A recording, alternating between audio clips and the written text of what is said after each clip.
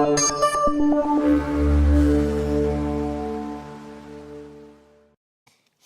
Hasse was talking about getting the priorities right from the ministry, and one person and minister who did get her priorities right today is our first speaker. So let me introduce the Minister for Strategic Development and Nordic Cooperation, Ms. Kristina Persson. Give her a warm hand. Welcome.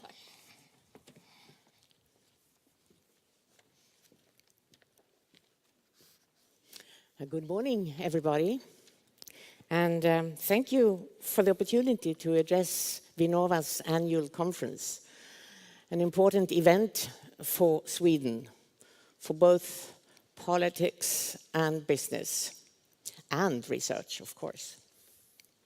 The theme today, how we will keep and advance Sweden's innovative strengths in an increasingly globalized and competitive world, is a strategic issue for our future. Innovation is a source for Sweden's competitiveness and attractiveness. And therefore, it is also a prerequisite for our future job creation and well-being, the goal for all governments, or should be the goal for all governments. Faced by some of the greatest political challenges of our time, the global challenges of economic, environmental and social development, we need a broader view of innovation and the role of innovation in society. It is not only the driver for technological innovation and improvements, but also for social changes. I'm thinking of systemic threats, serious threats like climate change, violation of ecological boundaries, lack of resource efficiency, but also demographic changes, structural unemployment, and income disparity. The interaction between policies and strategies on one hand, and innovation and investment on the other, is fundamental for our long-term sustainable growth and competitiveness. Not so long ago, or some 150 years ago, Sweden was one of the poorest countries in Europe. I am convinced that policy or political decisions played a very important role for Sweden's economic growth and social development that started in the 19th century. Sweden succeeded in delivering one of the most rapid and groundbreaking transition processes in Europe. So what was the secret behind this remarkable success? In my view, at least 4 success factors were decisive. First, it was the early investment in human capital. For example, the introduction of obligatory primary school in 1842 in Sweden. Second, it was huge investments in infrastructure during the second part of the 19th century. And without these, many of our present very big multinational companies and other companies would not have been started or been so successful. Third, it was our openness in trade, investments, and immigration vis-à-vis the rest of the world. In that sense, the necessity to overcome the limitations of small domestic markets has been a blessing. And finally, it was the widespread social inclusion, cohesion and trust.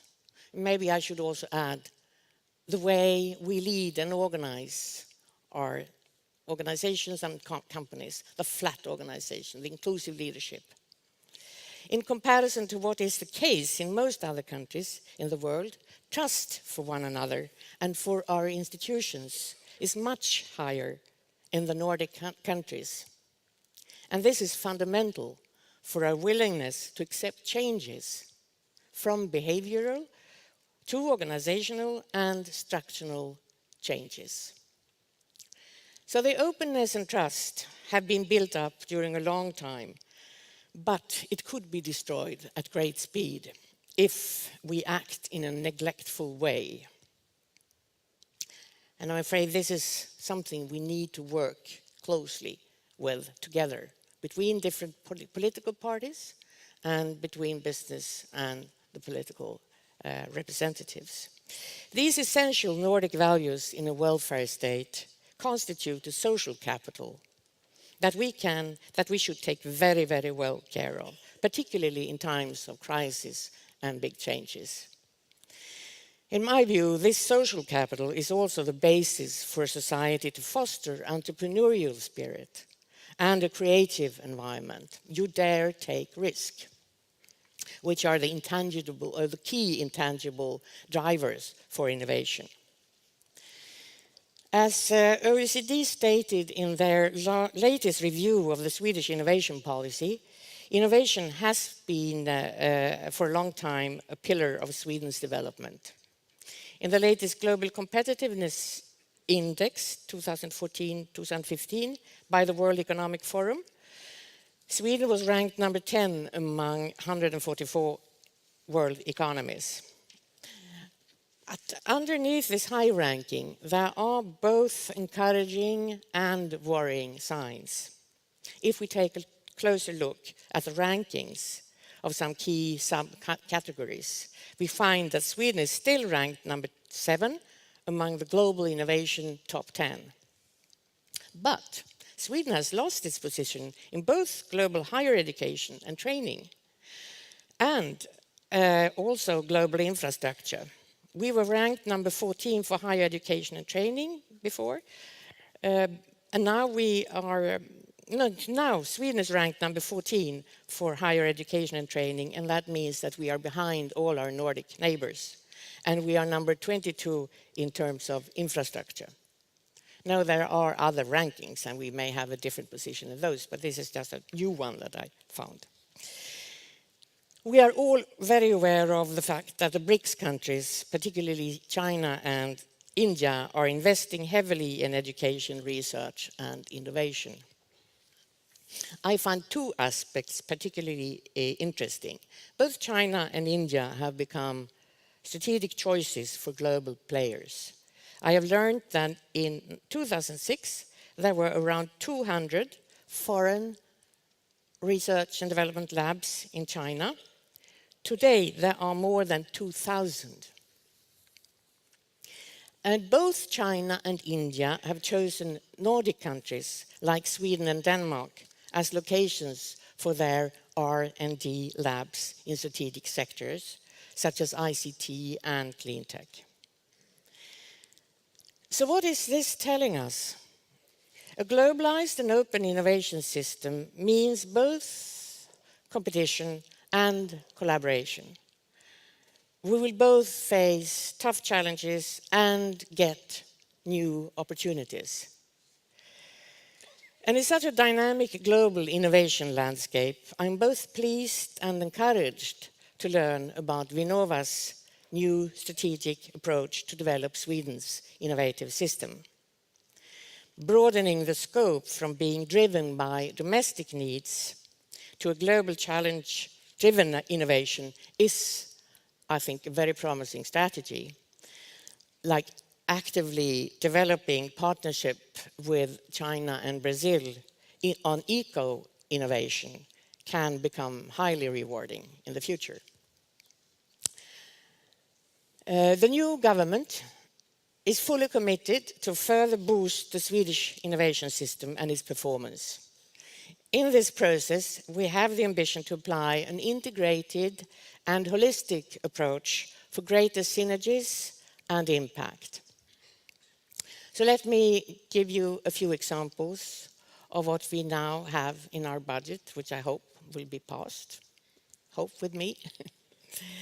First, we are right now in the process of creating a National Innovation Council, led by the Prime Minister. The ambition is to make Sweden a world leader in developing innovative products, services, and business models through strong engagement and joint efforts by all relevant stakeholders in business, academia, and government, and also, of course, the civil society. Some sectors will be our key priorities, such as life science and climate technologies. And ICT, as a great Nordic comparative advantage, is also an area for development, of course, and a key enabler for other great challenges like future e-health and smart cities. Second, the government has also announced the intention to work out a re-industrialization strategy of Sweden in close dialogue with the business sector. Yes, Sweden is making a renewed effort to enhance the know-how and skill development in the industries. And this will, of course, be extremely important for our innovative capacity. Third, public procurement will be further developed as a tool to promote innovation. I'm very pleased to know that Vinnova has laid important groundwork in the field of innovation procurement in the past years. A new organization for procurement support will be launched next year. And of course, Vinnova will be an important factor and part of this. Finally, a few words about small and medium-sized enterprises. Vinnova has made significant efforts in the past years to develop various programs for supporting innovative SMEs. This is not an easy task, and it requires long-term commitments. So have patience. The new government is committed to create the best possible conditions for SMEs, and in particular, the entrepreneurs, who are central for reaching our goal to have the lowest employment rate in the EU by 2020. It is the entrepreneurs who create jobs, and we need entrepreneurs not only in business, but also in politics, I think. Access to finance and risk sharing are fundamental elements of a favorable business climate and for the creation of new enterprises. It involves support of incubators and test beds and access to capital in early stages of business development. In the budget bill, the government has announced that it will strengthen the access to public venture capital for SMEs in sectors related to clean tech and life science. Finally, I want to stress the need to raise the level of competence and knowledge in the whole society and make our education system better equipped for meeting global challenges and competition. We need to deal with a mismatch in the labor market, and we need to develop cutting-edge, innovative capacity in order to stay at the top of the value chain. And we need to start early with this, even from the first grade. Preparing individuals for the jobs of tomorrow and offer business and the industry the best competence are irreplaceable conditions for Sweden's future success. I can assure you that the new Swedish government has made it a top priority to return the Swedish school and the Swedish school system to the international forefront. It will take time. This is not something that you do in one government term of 4 years. But we have to start now, and we have to be very ambitious. I would like to end by welcoming Vinnova's initiative to host this conference. Sharing our best practices and lessons learned with our strategic partners and competitors in the global market is a fundamental part of developing our own innovation policies. Putting the development of Sweden's innovation system in a global and a competitive context is the first step towards success. So with this, I wish you all an interesting and fruitful day. And thank you. Thank you very much, Kristina Persson. Now, I have moderated a lot of conferences on innovation, on the innovation theme, and I've had a lot of ministers from the former government on stage on this topic. And this sense of urgency that a lot of stakeholders has been talking about for years. The former government were not as keen on talking about this, but you are a bit more sense of urgency-like. It's easier when you're new in government. Well, I suppose so. I hope that I will stay on like this for 4 years, as enthusiastic about this mission. And you said we need to have patience. You can't fix this in just one term, in 4 years. How long will it take you to bring up Sweden to the top again? Oh, that's tough answer. I think that during 4 years, it will be possible to see results. If it will be on the top, that I cannot promise, but I promise you that I will do what I can within the Swedish government. I'm sure that the whole government feels the same. We are all aware of the necessity of being able to stay in the top and advance even further to reach our goals, our political goals of well-being and jobs for people. So you have a first obstacle coming up tomorrow, you said, this budget bill. We are following that with close eyes, of course. You were talking about some of your priorities in the new government: reindustrialization, public procurement, and also this National Innovation Council that we are very curious to hear more about. What more can you tell us? There has been a lot of activity about this during the fall, but the responsible minister and the prime minister are not ready to give so many details yet. But I can tell you that we are eager to get a system established where we will guarantee that, where we will secure this close collaboration between the different stakeholders. And of course, business is key.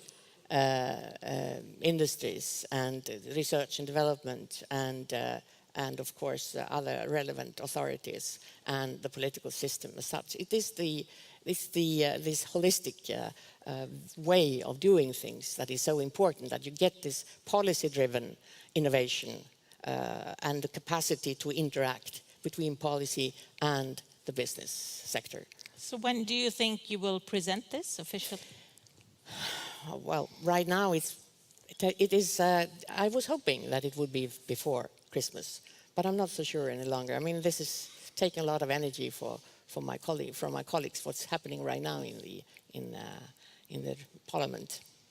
So we will know about 4:30 today. I think that the Swedish Democrats will give their view on how we will they know are 4:30 voting. if they have changed their the tradition that they were keeping to during the last 4 years of not Yes, we will know that a little bit later, but I'm sure you have a backup plan. We won't get into this now. But as you say, you've been dwelling on this for a long time. Now, I know you have also said that your ambition is that the research bill should cover a longer period, like 10 years, instead of one parliament period, which is 4 years. Yes. What about innovation policy? Well, innovation should be as long-term, of course. It has to be based on a long-term thinking and analysis. So, but the budget term for a government is 4 years, so we have to adjust to that. But that doesn't change our ambition to be long-term thinking.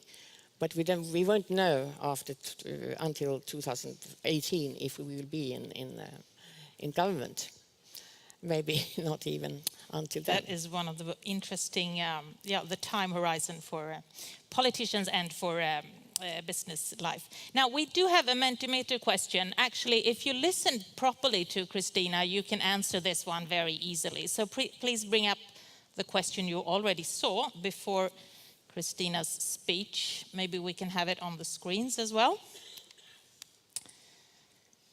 Yes, well, this is how you answered the first one. So this is from where you are coming. Mostly, well, a lot of people from the university sector, central government department or agency, SMEs, yes, and also others. So this is kind of a picture of you. So maybe we can take the next question. How do you think Sweden ranked in the latest Global Competitiveness Index? You did hear this if you listened properly, so please give your vote. We didn't know, Kristina, that you were and I didn't know you would supposed ask to talk about this. But let's see. So. No one right. Not very many, because the right answer is, well, it's the 10th place, you said, right? Oh, okay, yes. Yes, Yeah. so half of you listened properly to the minister and half of you didn't. So it's the 10th place. And the thing here is that we have lost 2 rankings, I think, since, well, now you're changing your answer. But you said you have, well, thoughts about how you're going to change this from falling to going in the other direction. Now, do you have questions for the minister? Either you grab one of the 4 microphones running around, or maybe we should first look at Alf and see what's in the Twitter flow. Sure. We have received some questions from Twitter. One question is, how can Vinnova support bridging the gap between corporates and startups to release the huge innovative potential in these sectors? That is actually more a question for Charlotte, maybe, but what would your answer be? It was a question to Vinnova. Yes, it was. And how to, well, there is an expression in English. I don't know if this is used any longer. It's called piggyback. That the small companies can join hands with the big ones. It demands an attitude, of course, from the big companies to support the small ones. And in this globalized world, maybe this sense of joining hands regionally, locally, or nationally may not be there as much any longer as it used to be in the old days. But that is a possibility, that small and big act together. So more piggybacking. Yes, more piggybacking. Alf, did we have any other question on Twitter? For sure. Well, there's one person who cites the minister and the focus, målinsatser, towards life science and clean tech. The person is asking, doesn't the humanities and social studies have an important role in that job? Absolutely. Definitely so. It's just that 2 sectors were picked out and presented in our first communication as a new government, and that's the 2. So I guess you will hear more from us about priorities. And then there is a tradition of not picking winners. You never know what areas will be the fast-growing ones. So there is a balance between identifying the most fast-growing and important sectors for government support and leaving it to the market to decide. There is a balance. I had actually the Minister for Enterprise and Innovation a couple of weeks ago on stage, and he said exactly, he was talking about this balance, that you want the National Innovation Council to come to a clean table, so they are the ones bringing the answers in, but still, he said something like, as a minister, I can put 2 things on the table. And he did. Yeah, so Exactly. yeah, we'll see how you handle this balance as we go along. I could see one question from there. Yes. Yeah, I'm audible. Örjan Strandberg, I'm the chairman of Stockholm Innovators Society or Association. And I haven't heard much about the representation of just innovators and inventors on the National Innovation Council. Do you have plans to also include representatives for the innovators and the inventors? I think that's crucial. Well, as I said, the ambition is to include all relevant stakeholders. And I would be surprised if not the innovators are regarded as Would you relevant. please forward that to But the I'm not Innovation in the Minister? process myself of organizing the Innovation Council. Okay. So I cannot But you can tell forward this wish to the Prime Minister. I can forward the wish, absolutely. Thank you. It's always about people, isn't it? I mean, entrepreneurs, innovators, etc. Kristina Persson, you and I heard 4 other ministers will have a chair in this National Innovation Council. Okay. A little bit of information there. We'll see if it is correct. So if you're in this council, what would be your wish that you will accomplish in, well, I would say 10 years, but you don't know if you have power more than 4 years. So maybe we'll say 4 years. I think Sweden has fantastic potential. I mean, the conditions are there. We are in a good shape already, industrially, economically, socially. We are in a much better position than most other countries. So if we don't succeed, it is because we don't do a good job together. And I would like to stress together. especially these days when conflict is so much in the focus of the debate. We have to do this together. And we have to have trust for one another. Business for politics and politics for business. And we have to see, we have to have a holistic, as I said before, view. We have to see how everything goes together. That we cannot solve our environmental challenges without having a strong economy, and vice versa. We won't have a strong economy if we don't solve the environmental challenges. So we have to move from a sectorized, reductionistic way of acting and thinking. And this goes also for, of course, the government. And that's my role in government, to work for the whole and for the long term. To leave this short-termism and move into the long-termism. And to look at the results and not at power plays that take so much energy from what is important. Not least these days. I'm inspired by these days. We are very much looking forward to what comes out of this. Very much good luck to you tomorrow in Parliament and also with the National Innovation Council. Kristina Persson, thank you very much for coming here. Thank you.